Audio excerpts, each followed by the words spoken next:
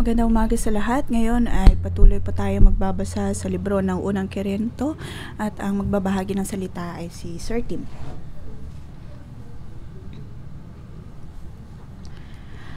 Ang librong ito ay naisulat habang kumakaharap ng napakaraming issue ang iglesia sa Korinto, kung saan pinag-usapan ang tungkol sa pagkikiapid, ang pagkakaroon ng dibisyon sa loob ng iglesia. At ngayon sa pagbabasa po natin sa libro ng chapter 11 ay tungkol naman po sa tamang paraan ng pagsamba.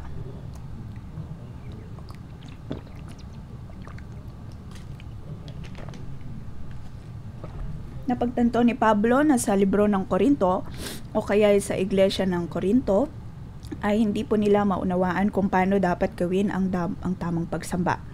Para sa kanila ay mayroong nararapat at di nararapat na paraan ng pagsamba.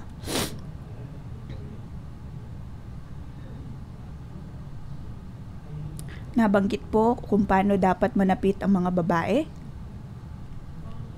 Sunod ay ang tungkol naman sa komunyon. Ngayon, sa pagharap po natin o pagkilala kung paano dapat manapit ang mga babae, para sa atin hanggat hindi po ito nagpapakita ng maselang bahagi ng katawan ay ayos lamang po ito. Ito ay tanggap. Ngunit dito ay pinapakita po ni Pablo ang isang bagay.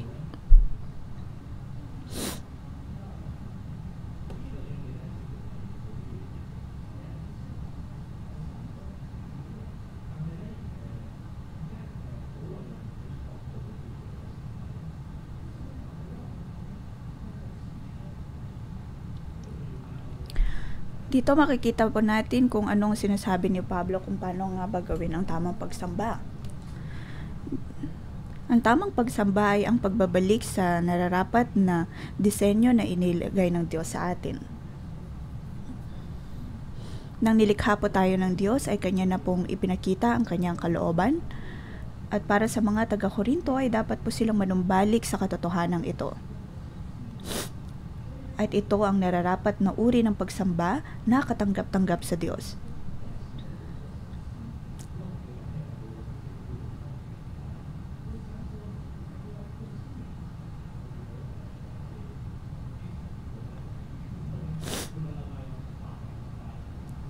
Maaaring ang iniisip po natin ay ang gawain na mayroon tayo sa youth service, sa children's service.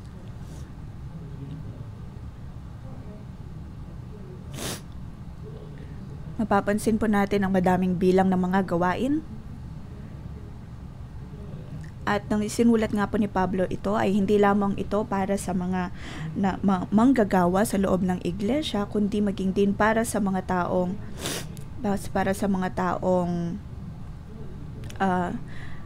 nakikisama sa mga gawain ito.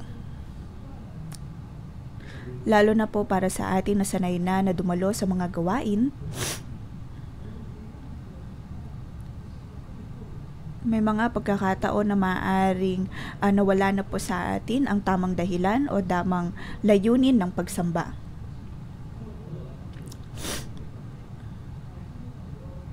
At ngayon ay ginagamit po ni Pablo ang katotohanan sa libro ng Korinto at ang katotohanan din ni Kristo, lalo na sa pangungusap sa atin, kung bakit kinakailangang takpan ng mga babae ang kanilang ulo sa tuwing sila ay sumasamba, at kung anong uri ng ugali ang dapat na mayroon po tayo, lalo na sa pagdulog sa presensya ng Diyos sa paggawa ng komunyon.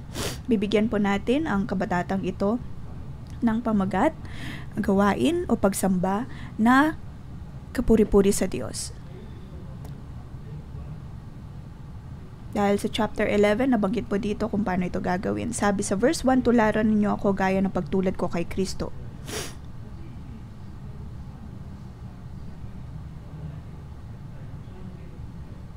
Ang bahaging ito ay dapat sanang bahagi ng chapter 10. Kung saan sinasabi ni Pablo na para sa kapakanan ng iba ay dapat nilang ibaba maging o kaya isuko ang kanilang sariling kalayaan.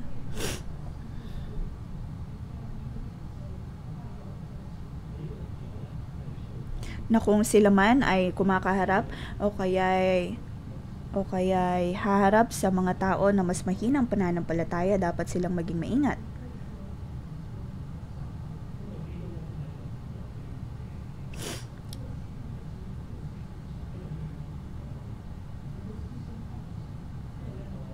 Kanya sinasabi dito na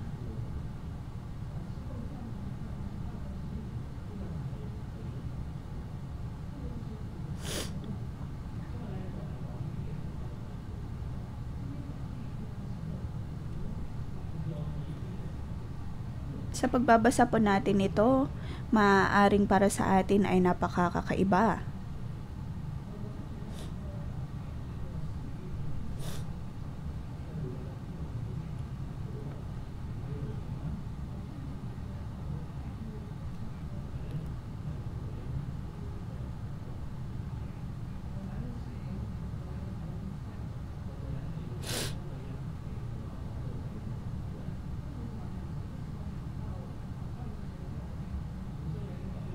Dito maaaring nagtatanong po tayo, bakit sa tuwing nangangaral ang mga kababaihan o kaya gumadalo sa mga gawain, bakit nila kailangang takpan ang kanilang ulo?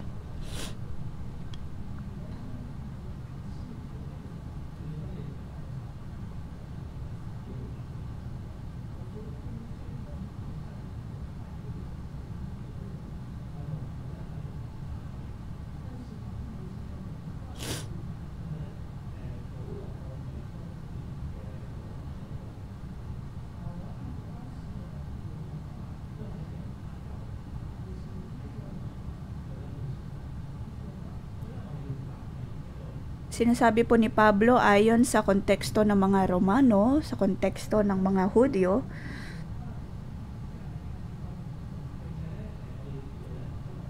dapat pong maunawaan ang mga salitang ito ayon sa konteksto sa kultura noon.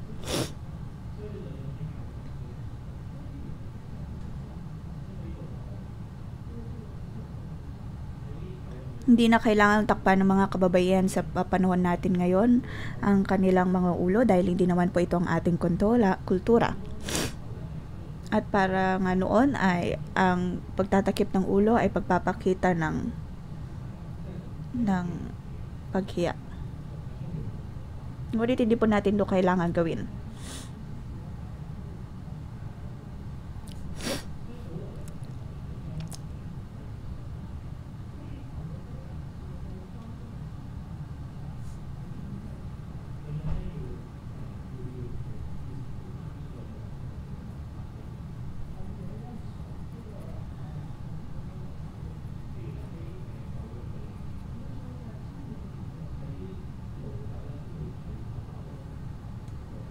Halimbawa sa lumang tipan, tanging mga alipin lamang ang dapat na mag-ahit o kaya dapat natakpan ang kanilang ulo.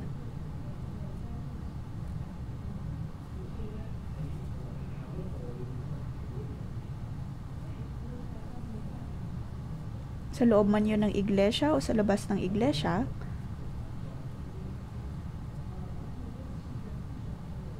ang pagtatakip ng ulo ay pagpapakita na ikaw ay karespe-respetong babae o babaeng mayroong dignidad.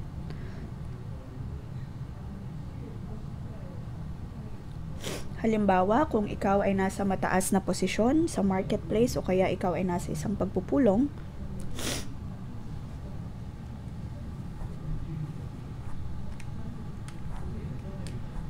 kultura na po pagdating sa mga babae ang magsuot ng makeup upang mas maging maayos tignan, at ganun din po sa mga panahon na iyon pagdating sa pagtatakip ng ulo.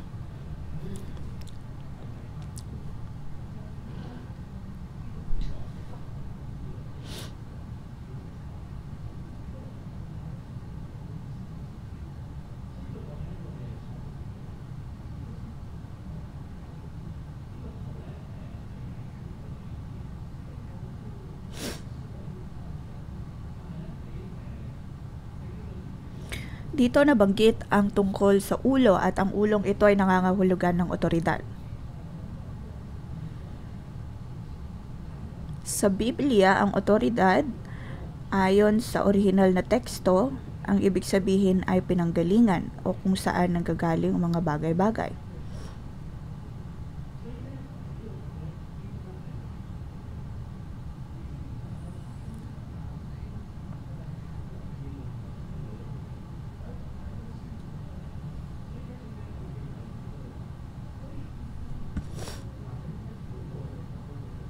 Kaya sa verse 4 at verse 5, sabi po dito, bakit ang mga kalalakihan na nagpropropesiya o kaya nagbabahagi ng salita, bakit hindi nila kailangang takpan ng kanilang mga ulo?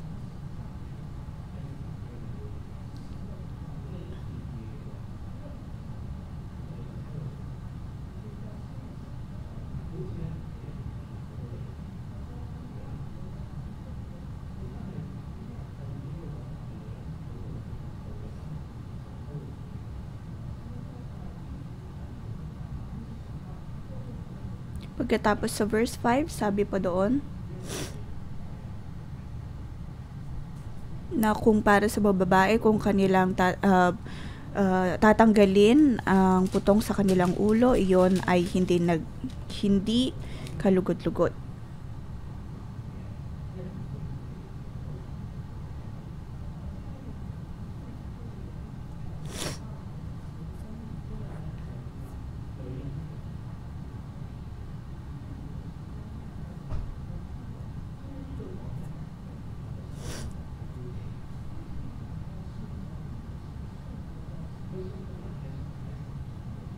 Kaya sa bahaging ito, ang pagtatakip ng ulo ay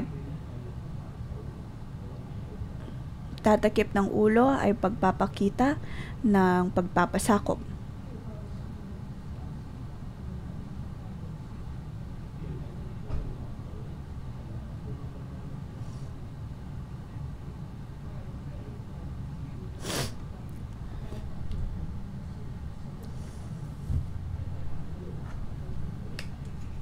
Sabi sa verse 8,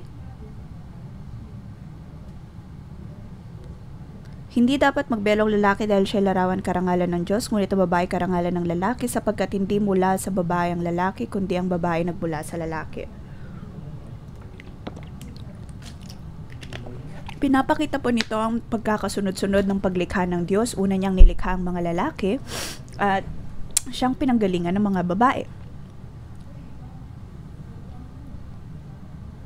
Kung kaya naman kung tatakpan ng babae ang kanyang ulo, lalo na sa publikong setting, ito ay pagpapakita ng pagpapasakop sa katotohanan. At alam niya na tanging sa Diyos at sa lalaki nanggaling ang kanilang pagkakakilanlan.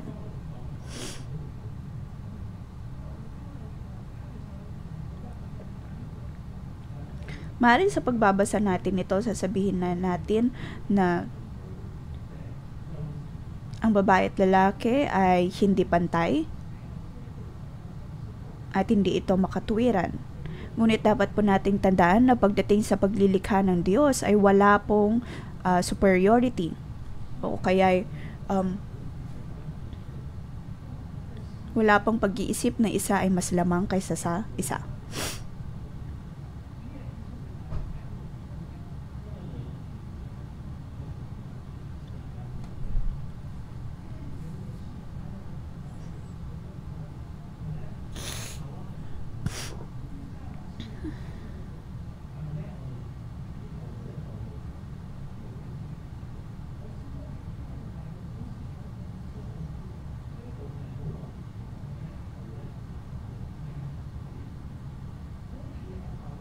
Sinasabi po ni Pablo na ang mga babae at lalaki ay pantay at kinakailangan po natin ang isa't isa. Ngunit dapat pa rin po nating respetuhin ang pagkakalikha ng bawat isa at dapat na yakapin ang katotohanan na itinuturo ng Diyos. Ngayon, sa pagharap po natin ng ating iglesia, maaring ang ating kultura ay kakaiba. At di po natin kailangan magtakip ng ulo. Ngunit marami po sa atin dito sa iglesyang ito ang naglilingkod, mga babaeng lingkod, mga babaeng department heads. At makikita po natin kung paano na ituturo ang tamang konsepto ng pag-aasawa, ng pagiging babae, pagiging lalaki.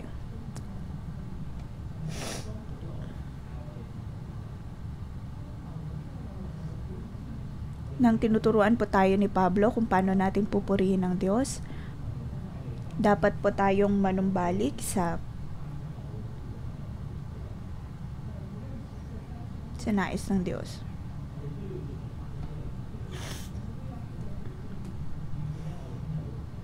Dapat po tayong manumbalik sa katotohanan.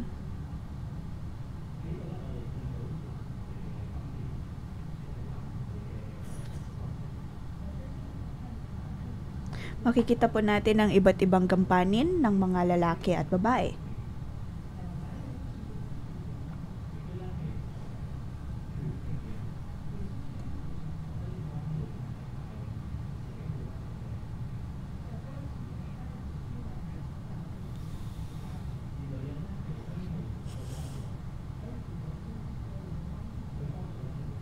Ang mga kababaihan ay tinawag na maging katulong o kaya ay maging suporta ng mga babae, at gayon din sila din ay tinatawag na luwalhati, dangal ng mga kalalakihan.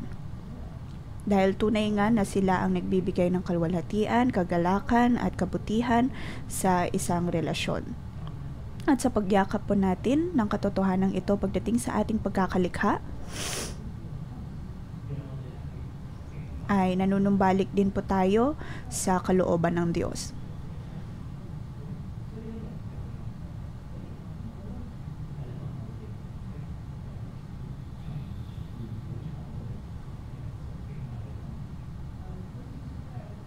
Kaya naman ang bagay na ito, ang konseptong ito ng pagtatakip ng ulo ay tungkol po sa kung nauunawaan nga po ba talaga natin ang pagkakasunod-sunod o ang kalooban ng Diyos.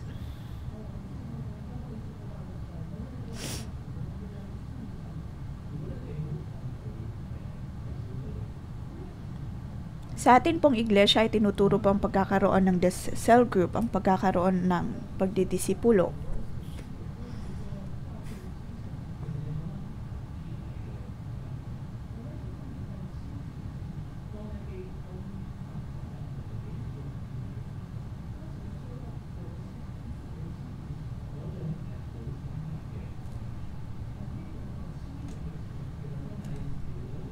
Nang sinabi sa Biblia na tayo ay parte ng isang katawan, ito po ay makikita natin pagdating sa pagdidisipulo. Maaaring may kaisipan tayo na napakahirap ang makipag-connecta sa mga tao, napakahirap ang magkaroon ng ugnayan sa tao.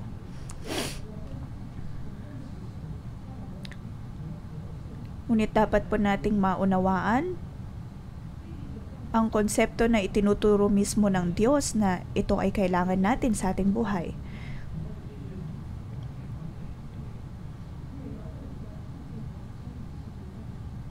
Dapat po nating siyasatin ang ating mga puso kung ang puso nga ba ng paglilingkod, puso ng pagsamba ay talagang nasa ating puso. Ay, naunawaan natin, sorry. Pagkatapos, pagdating sa paglilingkod, maaaring may mga pagkakataon na nakikita tayo ng ating cell member na matagal na tayong naglilingkod o kaya dumadalo ng cell group. Pagkatapos tayo ay sinasabihan na magsimula ng maglingkod. Ngunit, inaayawan natin ito. Ito din po ay pagsubok o kaya pagsiyasat kung talaga bang nauunawaan natin ang ating pagkakatawag.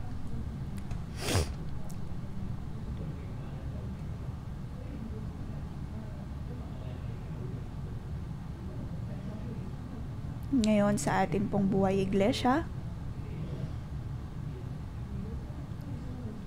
Mayroon po bang mga parte sa ating buhay na hindi po natin naunawaan ang konseptong itinuturo ng Diyos?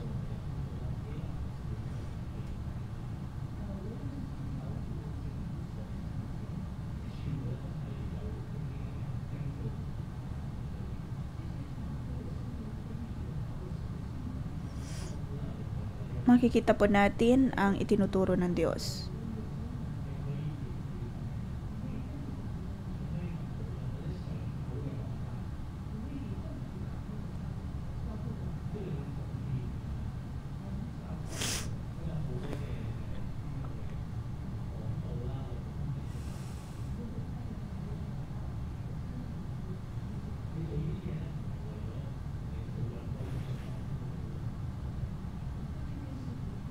Hindi lamang po natin ito ginagawa para maging masaya ang ating cell leader, bagkus ay dapat po tayong pumasok sa katotohanan ng salita ng Diyos. Kaya naman aking pinapalakas ang bawat isa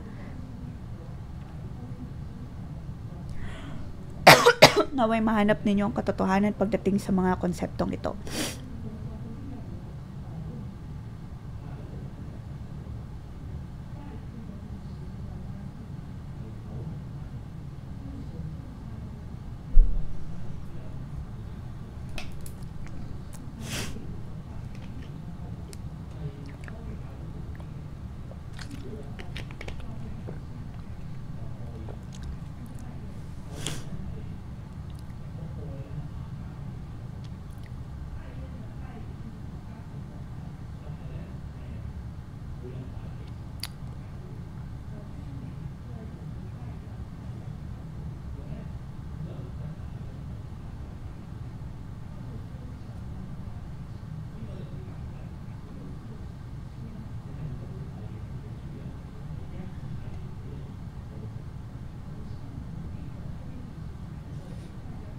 Tayo man po ba ay lingkod o kaya ay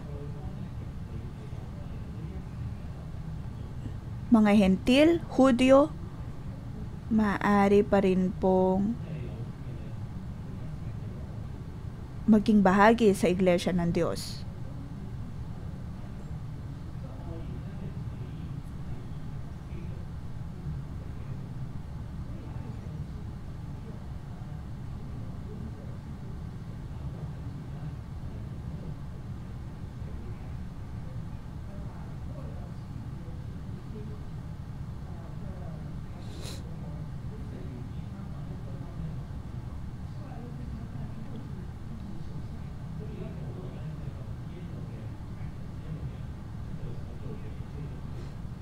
Dito ay pinapakita po ni Pablo ang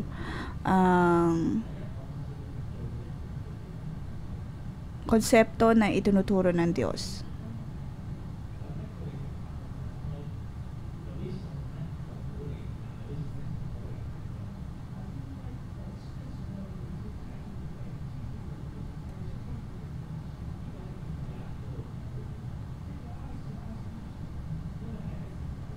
Nabanggit po dito kung paanong ginagawa ang pagdating sa banal na hapunan. Sa verse 20, kaya't sa inyong pagtitipon, hindi banal na hapunan ng Panginoon ang kinakain ninyo.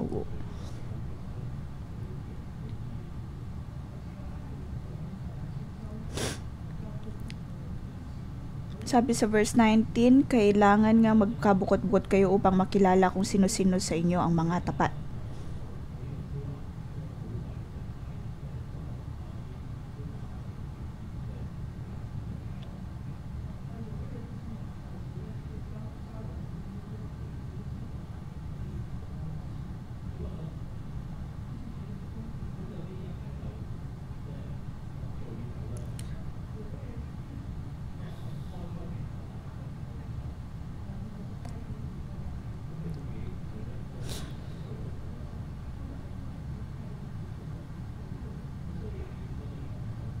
Maaaring may mga ilan sa kanila na nagsasabi na ito ay aking dinala, kung kaya dapat ko itong kainin, o kaya ako ang nagdala nito, kung kaya kailangan ko itong ubusin. Mga ganitong uri na pag-iisip.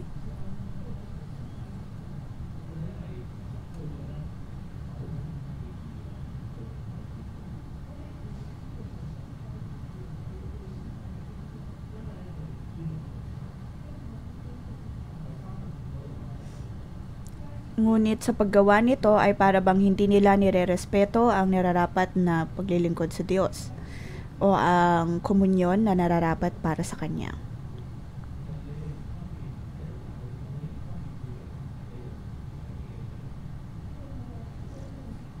Tulad ng sabi sa verse 29, sapagkat ang sino mang kumakain at umiinom ng hindi kinikilalang kahalagaan ng katawan ng Panginoon ay kumakain at umiinom ng kahatulan laban sa kanyang sarili.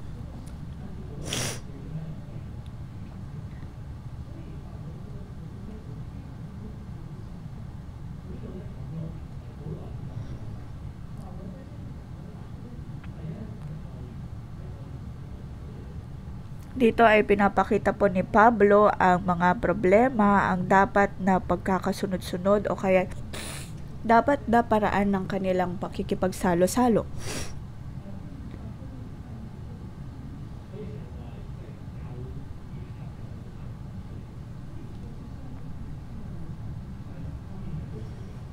Maaari po nating sabihin na ito ay tradisyon na nilikha ng mga tao. Ngunit ang mentalidad o kaya konsepto sa likod nito ay napakaganda. Kung kaya naman sila ay tinutulungan ni Pablo sa paraang ito. Ito ay para ding pagyakap.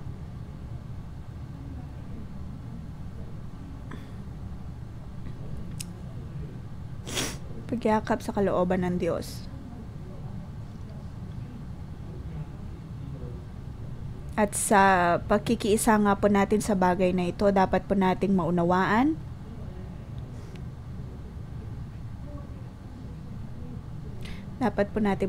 ito. Sa verse 23, sabi po doon,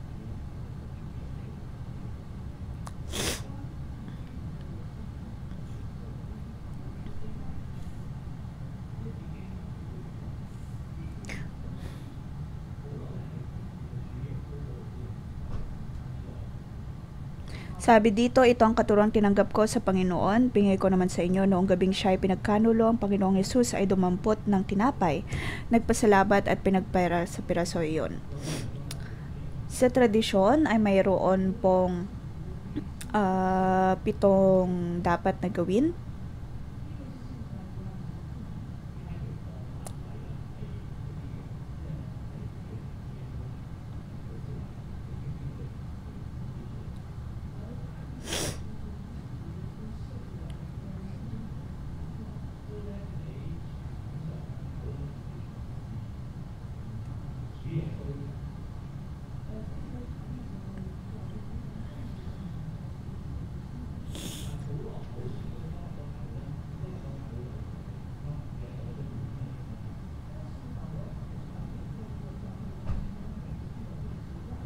At ang natanggap nga ni Pablo mula kay Kristo ay kanya ding ipinapasa sa mga taga-Korinto. At maaring pagkatapos ng ilang panahon ay nakalimutan nila ito, kung kaya naman isinulat niya muli ito sa unang Korinto. Na ang kanilang pagsasalo-salo ay para maalala o kaya alalahanin ang tinuturo ng Diyos.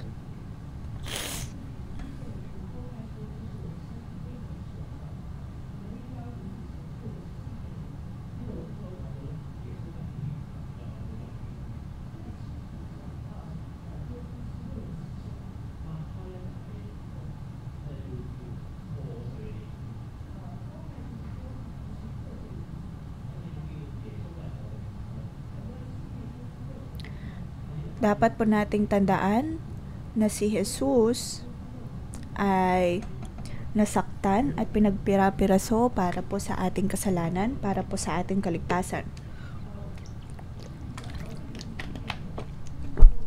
At gagawin po natin ang gawain ng ito ng banal na hapunan upang makapag-isa sa Kanya. Dapat po nating tanungin ang ating sarili.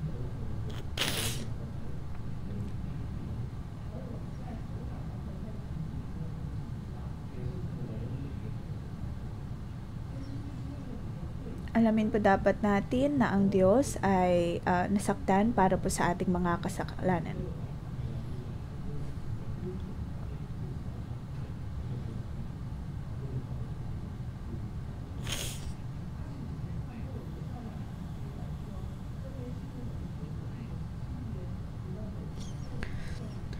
Verse 25, matapos maghapunan, dumampot din siya ng kopa at sinabi, ang kopang ito ang bagong tipan ng Diyos na pinagtibay ng aking dugo. Tuwing inumin ninyo ito, gawin ninyo bilang pag-alala sa akin. Ito ay pagpapakita ng pagkakaroon ng ugnayan sa Diyos. Kaya naman sa tuwing tayo po ay nakikibahagi sa komunyon na ito,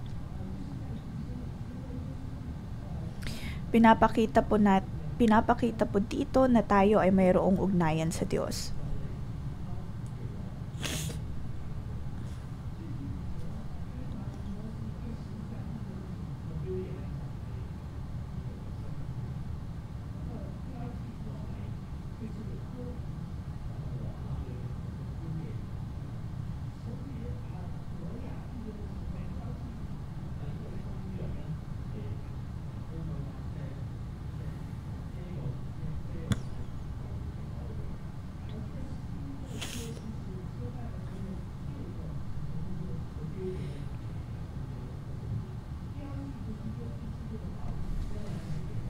Pinapakita po dito ang tungkol sa banal na dugo ni Jesus.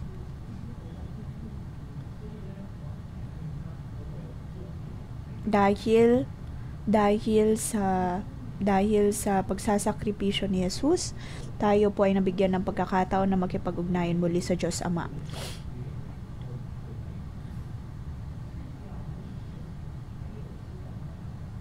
Dapat po nating alalahanin ang kamatayan ni Kristo at alalahanin maging ang kanyang muling pagbabalik. At sa maraming taon nga ay ginagawa na po natin ang banal na hupunan na ito.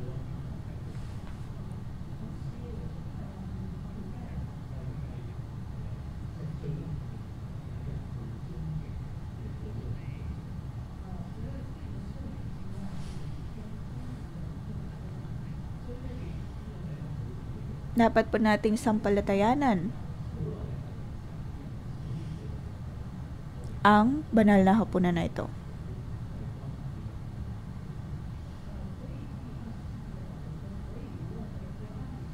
Verse 27, ang sinumang kumakain na tinapay at umiinom sa kopa ng Panginoon sa paraang di nararapat ay nagkakasala sa katawan at dugo ng Panginoon. Sa tuwing tayo po ay nakikibahagi sa banal na hapunan na ito, dapat po nating siyasatin ang ating mga puso.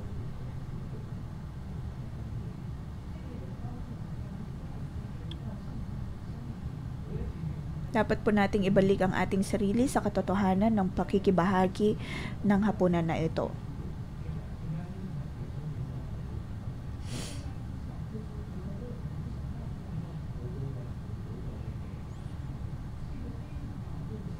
At maging ang kabayaran na ginawa ng Diyos para po sa ating kasalanan.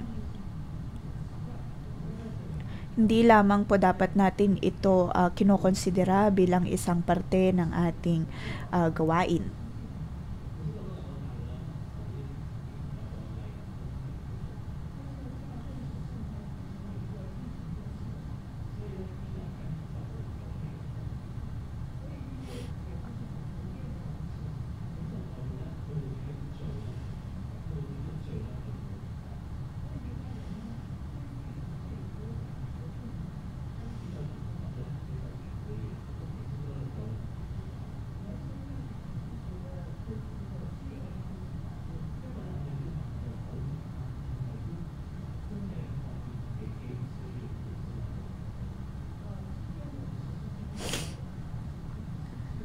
Ngayon, sa atin pong pakikibahagi sa komunyon, dapat po nating siyasatin ang ating mga buhay, ang ating mga puso.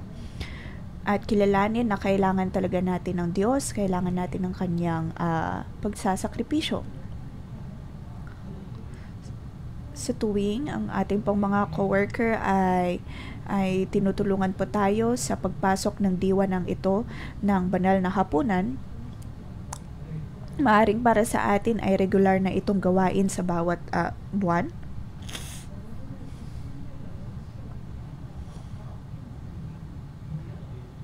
Ngunit maaaring nakalimutan na natin ang tunay na diwa nito.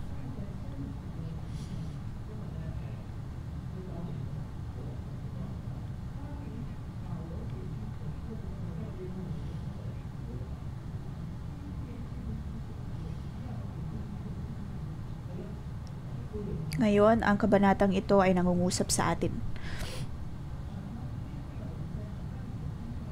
Nais ng Diyos na maibalik ang nararapat nating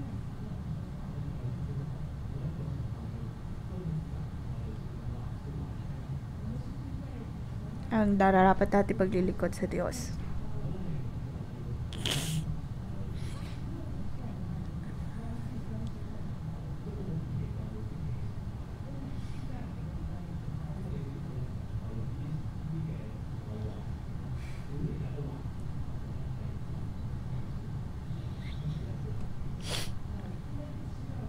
Dapat sa paglilingkod natin o kaya sa pagdalo ng mga gawain, naroon ang pagnanais na maranasan ng Diyos. Naway ang katotohanan ito, pagdating sa ating pagsamba at paglilingkod ay magbigay po sa atin ng kaliwanagan.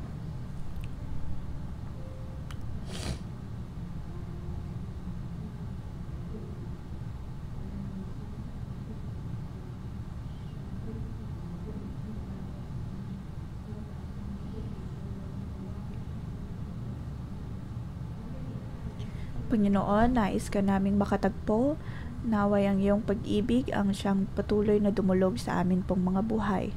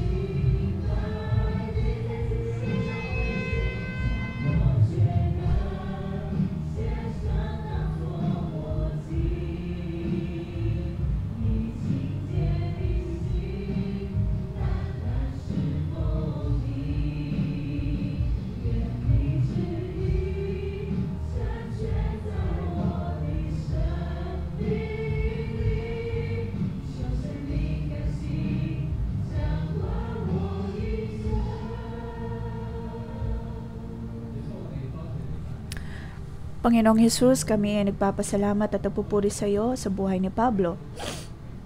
Sa kanyang mga sulat, kanyang ipinaunawa sa amin ang iyong sakripisyo at kung paano ginagapit niya si Kristo bilang halimbawa at kung paano dapat kami maglingkod sa iyo. Panginoon, pinupuri ka namin at pinapasalamatan. Sa pang-umagang debosyon na ito, pinapaalalahanan po tayo ng Diyos sa tuwing tayo ay dumudulog sa iglesia. Tayo nga ba ay naglilingkod o kaya nagpupuri sa Kanya ng may tamang puso?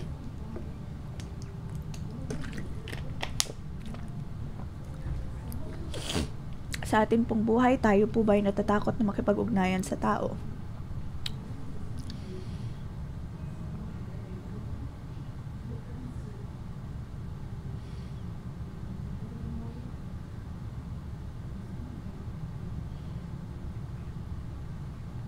Aling bahagi po ng ating mga buhay ang sitingin natin tayo ay mahina. Tayo ay natatakot na magbahagi sa iba. Natatakot na ibahagi kung ano man ang nasa ating mga puso. Maaaring sa puso natin ay ayaw nating dumalo sa mga cell group.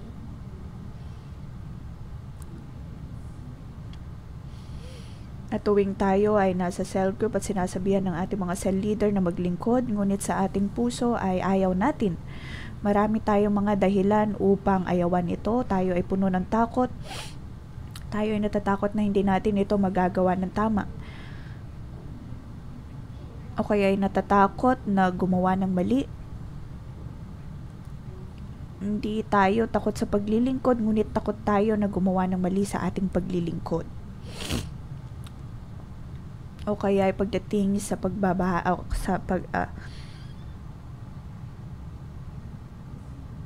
sa pagkakaloob, naway tulungan po tayo ng Diyos. Panginoon, naway tulungan mo kami.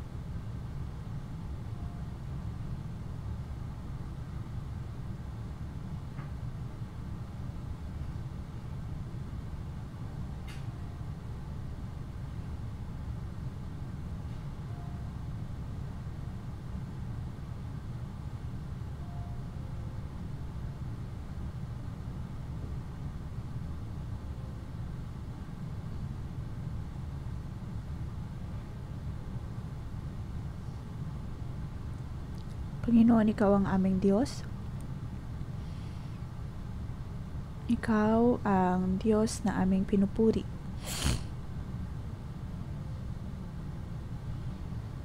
Sa tuwing sinasabi namin na narito kami upang purihin Ka, ngunit ang katanungan ay kung totoo bang Ikaw ay natutuwa sa bawat naming pagpupuri. Sinasabi namin na kami ay Kristiyano, dumadalo sa gawain.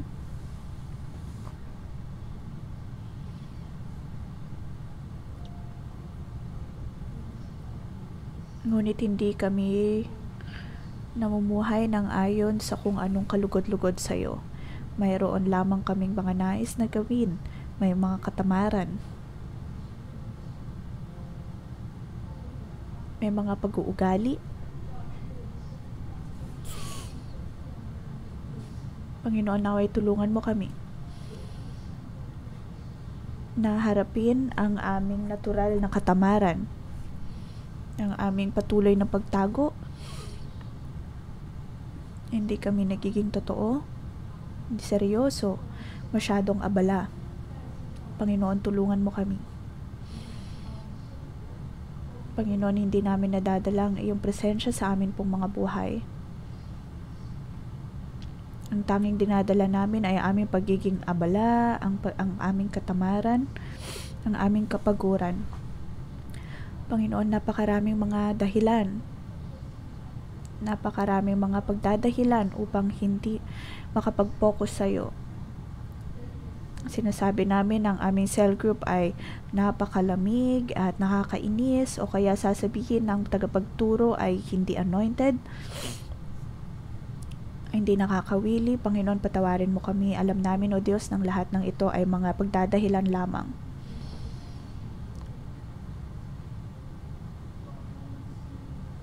Panginoon, turuan mo kami na sa aming patuloy na pagdulog sa iyo, mamuhay kami ng tama.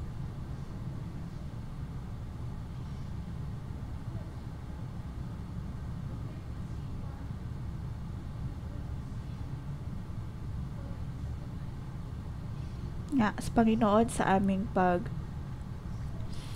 pagtalo ng mga gawain, naway makita mo kung tunay nga bang karapat-dapat ang aming mga puso, ang aming paraan ng paglilingkod sa iyo. Panginoon, kami ay nahihiya. Dahil alam namin, O Diyos, na co-worker man, mga Levita, ay mayroon kaming sarisaling mga kaparaanan, pag-uugali. Maging, Panginoon, patawarin mo kami.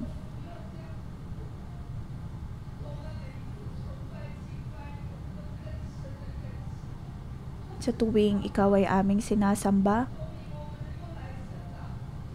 may mga pagkakataon na para bang hindi kami, walang pagbabago sa amin, sa aming pagdulog sa pang-umagang debosyon. Ang tingin namin ay napakataas na ng aming natuntun. Panginoon, nakikita mo ang lahat ng aming ginagawa. Panginoon, kami ay iyong iligtas.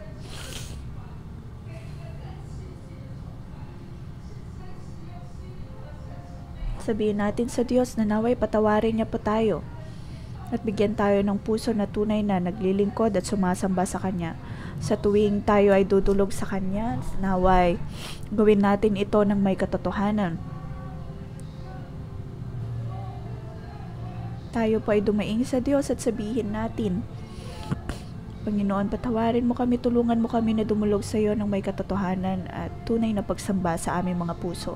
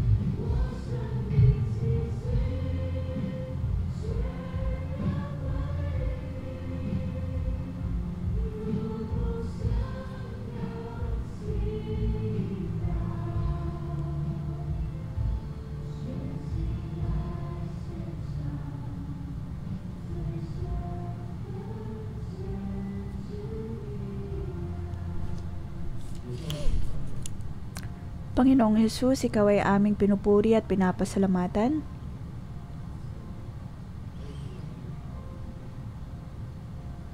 Alam namin, O Diyos, na Ikaw ang dapat naming tularan. Napakarami naming mga kahinaan, O Diyos, ngunit sa tanging pagtulad namin sa iyo, O Diyos, ang siyang makakatulong sa amin.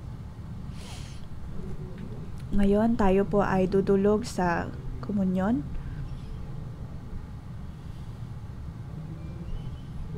Atin pong tinutulungan ang Diyos o kaya ginagaya ang Diyos sa paraan na ito. Naway tulungan po tayo ng Panginoon.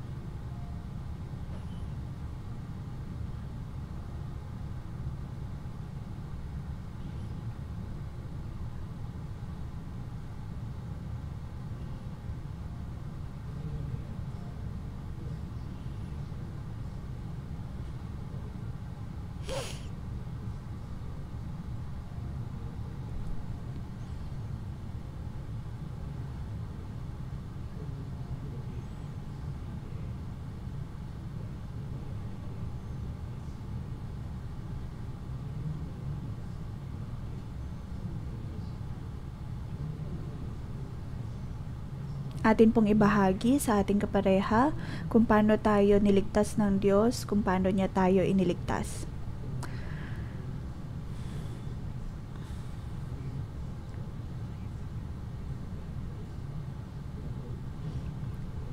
Atin pong ibahagi kung paano tayo tinutulungan ng Diyos at kung paano niya tayo iniligtas.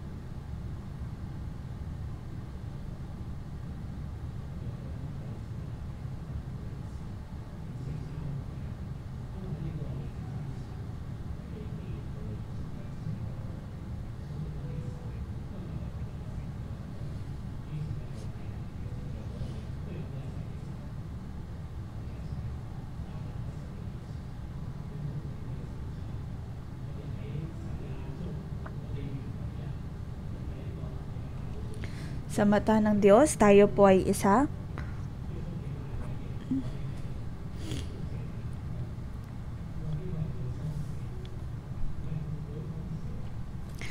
Nung gabing siya ay pinagkanulo, ang Panginoong Yesus ay dumampot ng tinapay, nagpasalamat, pinagpira-pira sa iyon, at sinabi, ito ang aking katawan na inahandog para sa inyo, gawin niyo ito bilang pag-alala sa akin.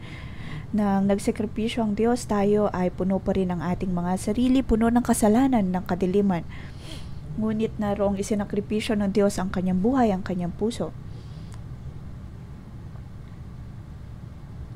Ngayon, tayo po ay dumulog sa Diyos. Tayo ay nasa iglesyang ito upang purihin siya.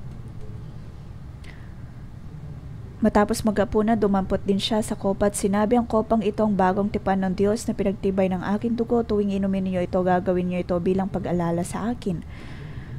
Sapagkat tuwing kakain kayo ng tinapay na ito at iinom sa kopang ito, pinapahayag ninyo ang kamatayan ng Panginoon hanggang sa kanyang muling pagpaparito. Tayo po ay iniligtas ng Diyos.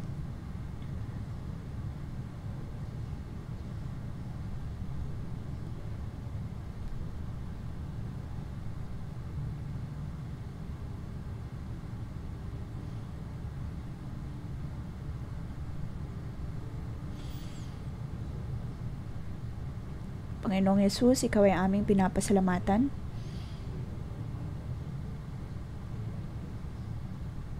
Nang kami ay nabubuhay pa lamang sa aming kasalanan, ay isinakripisyo mo na ang inyong sarili. At tanging sa iyong habag at biyaya na kami ay narito na puno ng pag-asa, puno ng pananampalataya. Panginoon, inaalala po namin kung paano mo kami iniligtas.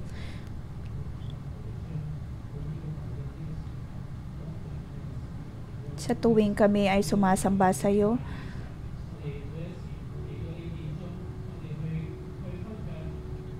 sa tuwing kami ay dumadalo sa iyong simbahan, sa iyong iglesia, nararanasan ang iyong kaligtasan. Nararanasan, O Diyos, ang iyong kaligtasan, na tuwing kami ay sumasamba sa iyo, pinupuri ka namin ng buong puso. Amin pong inaalala ang iyong pagliligtas sa amin.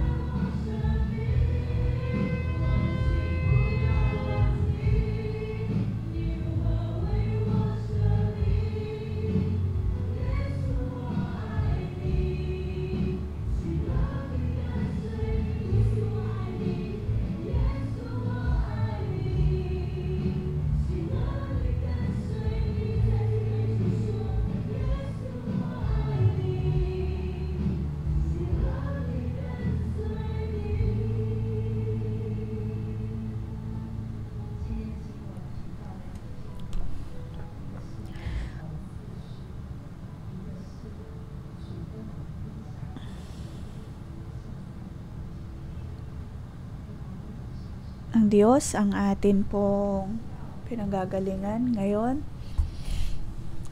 Itaas po natin ang ating mga kamay.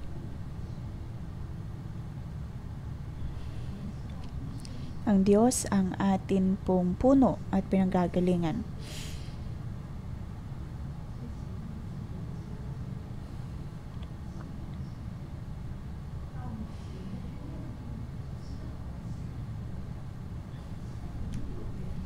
Kung tayo po ay handa,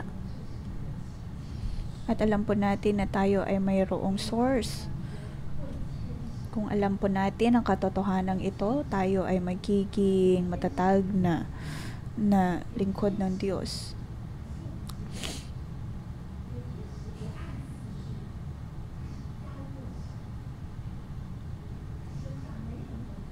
May mga anghel na ang gusto ay maging mas mataas kaysa sa Diyos. Ngunit sa pagtaas natin ng ating mga kamay, atin pong sinasabi sa Diyos, Panginoon, narito kami na nais magpasakop sa iyo.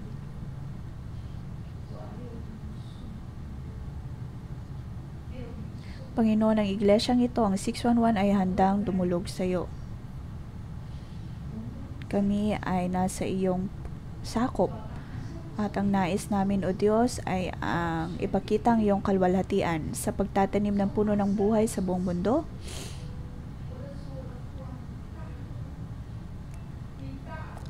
Panginoon, naway tulungan, naway mapapurihan ka at mabigyang kalwalhatian. Mga kapatid, atin pong ilagay ang ating kaliwang kamay sa ating pong puso. Panginoon, sa aming pagkain,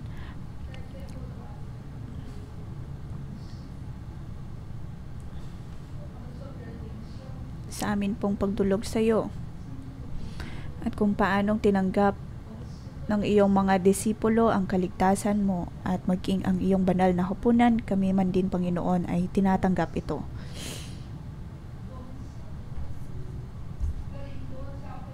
Panginoon, ikaw ay aming sinusundan at pinupupurihan.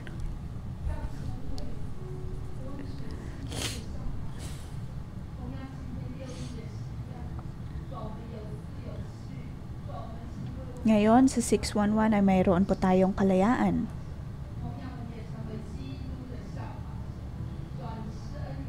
Nasundin ng ating mga cell leader, ang ating mga pastor, si Kristo.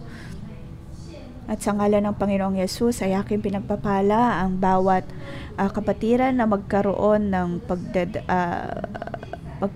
ng pagdanasa or kaya higit na kagustuhan sa salita ng Diyos. Sa ngalan ng Panginoong Yesus, aking pinoproklama na inyong may papakitang kalwalhatian ng Diyos sa ngalan ni Yesus. Amen. Dito po nagtatapos ang ating pangumagang debosyon. Magandang umaga.